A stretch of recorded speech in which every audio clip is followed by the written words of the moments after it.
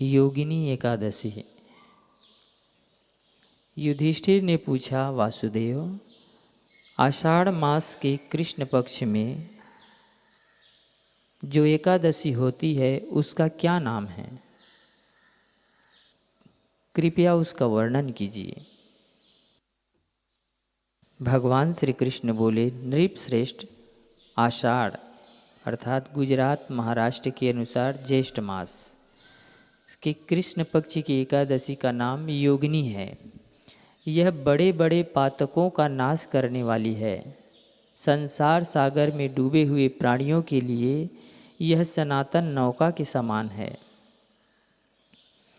अलकापुरी के राजा धीराज कुबेर सदा भगवान शिव की भक्ति में तत्पर रहने वाले हैं। उनका हेममाली नामक एक यक्ष सेवक था जो पूजा के लिए फूल लाया करता था। हेममाली की पत्नी का नाम विशालाक्षी था। वह यक्ष काम पास में आबद्ध होकर सदा अपनी पत्नी में आसक्त रहता था। एक दिन हेममाली मानसरोवर से फूल लाकर अपने घर में ही ठहर गया और पत्नी के प्रेम पाश में खोया रह गया। अतः कुबेर के भवन में न जा सका। इधर कुबेर मंदिर में बैठकर शिव का पूजन कर रहे थे। उन्होंने दोपहर तक फूल आने की प्रतीक्षा की।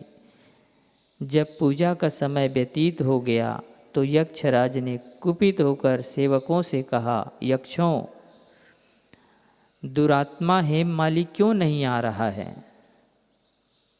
यक्षों ने कहा, राजन, वह तो पत्नी की कामना में आसक्त हो घर पर ही रमण कर रहा है। यह सुनकर कुबेर क्रोध से भर गए और तुरंत ही हेममाली को बुलवाया।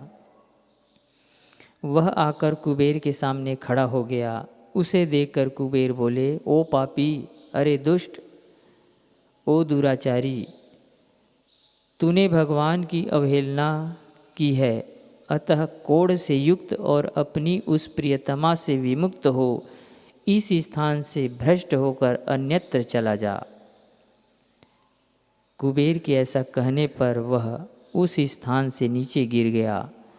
कोढ़ से सारा शरीर पीड़ित था, परंतु शिव पूजा के प्रभाव से उसकी स्मरण शक्ति लुप्त नहीं हुई। तदनंतर वह पर्वतों में श्रेष्ठ मेरुगिरी के शिखर पर गया। वहाँ पर उसे मुनीश्वर मार्कंडे जी के दर्शन हुए।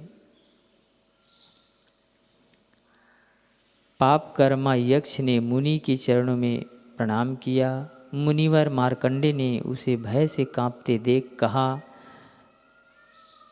तुझे कोढ़ के रोग ने कैसे दबा लिया? यक्ष बोला, मुने, मैं कुबेर का अनुचर हेममाली हूँ। मैं प्रतिदिन मानसरोवर से फूल लाकर शिव पूजा के समय कुबेर को दिया करता था।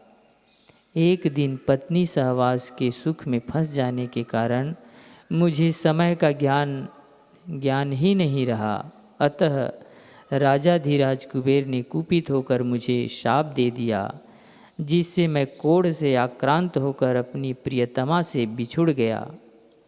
मुनि श्रेष्ठ, संतों का चित्त स्वभावतः परोपकार में लगा रहता है। यह जानकर मुझ अपराधी को कर्तव्य का उपदेश दीजिए।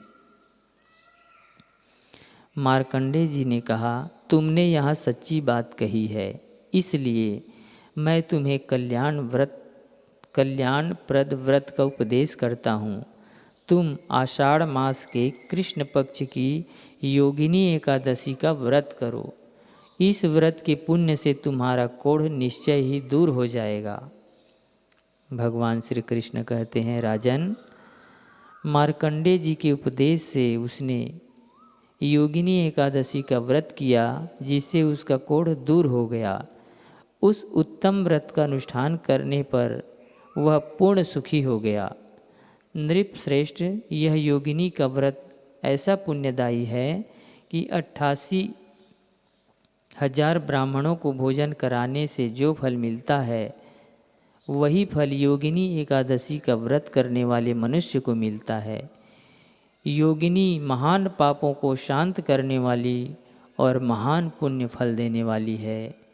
इस महात्म्य को पढ़ने और सुनने से मनुष्य सब पापों से मुक्त हो जाता है।